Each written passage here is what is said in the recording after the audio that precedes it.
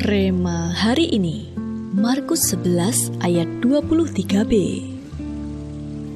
Asal tidak bimbang hatinya, tetapi percaya bahwa apa yang dikatakannya itu akan terjadi, maka hal itu akan terjadi baginya.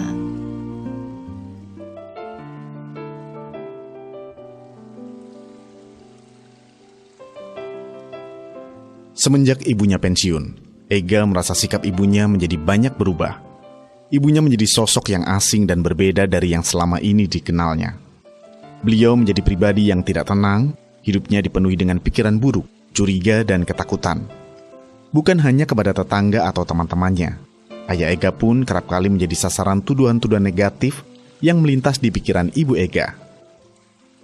Melihat ayah dan ibunya menjadi sering bertengkar, Ega pun berinisiatif mengajak mereka ke gereja untuk konseling. Ega rindu orang tuanya bisa mengalami pemulihan dan hidup saling mengasihi. Namun ibunya enggan ketika Ega mengajaknya ke gereja untuk konseling, karena ibunya merasa dirinya baik-baik saja. Meski pada akhirnya, Ega berhasil mengajak orang tuanya bertemu dengan konselor. Ibu Ega tidak mau terbuka kepada konselor.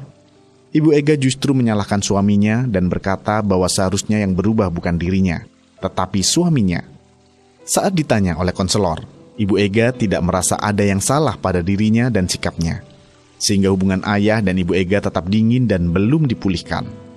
Tanpa kita sadari, bisa jadi apa yang dialami Ibu Ega juga sedang kita alami saat ini. Kita tidak menyadari bahwa ada sesuatu hal yang tidak beres dalam kehidupan kita. Kita lebih sering menyalahkan orang lain dan tidak mau mengintrospeksi diri lebih dahulu. Jika itu yang sedang kita alami, sebaiknya kita segera mengambil langkah agar hidup kita bisa dipulihkan. Kita harus menyadari dan mau jujur bahwa sebenarnya kondisi jiwa kita sedang bermasalah, bukan justru mencari-cari kesalahan orang lain. Ketika kita mau sadar dan jujur mengutarakan kepada Tuhan tentang apa yang kita rasakan dalam jiwa dan batin kita, maka Tuhan Sang Penyembuh akan memulihkan hidup kita. Mari belajar untuk segera masuk dalam ruang kesembuhan ketika batin dan jiwa kita terasa berat, dan Tuhan akan memberi kelegaan bagi jiwa dan batin kita.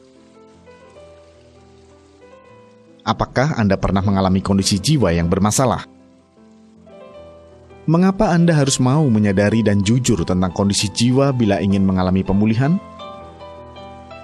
Bagaimana cara untuk menumbuhkan kesadaran dan kejujuran tentang kondisi jiwa yang bermasalah?